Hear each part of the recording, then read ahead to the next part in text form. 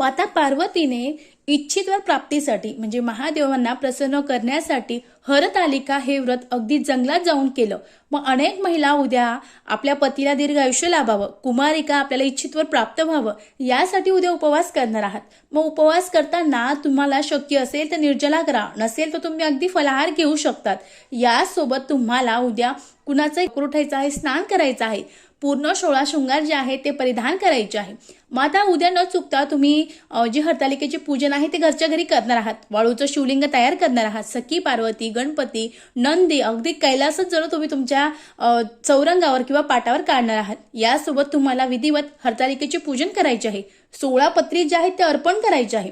त्यानंतर हरतालिकेची ओटी भरायची आहे। 16 शृंगार पार्वती मातेला अर्पण करायचं आहे आणि त्यानंतर आपल्याला अगदी मनोभावे जी पूजा आहे ती करायची आहे।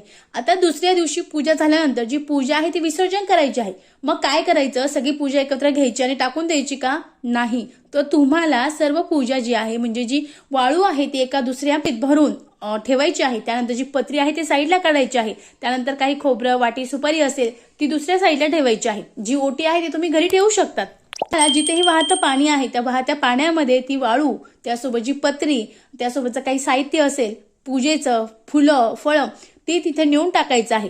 कुणाच्या पायंदळी जाणार नाही याची तुम्हाला विशेष काळजी घ्यायची आहे, कारण तुम्ही अगदी न चुकता मनोभावे हे पूजन केलं आहे। मग पूजेचं पुण्यफळ लाभण्यासाठी आपल्याला समर्थ धन्यवाद।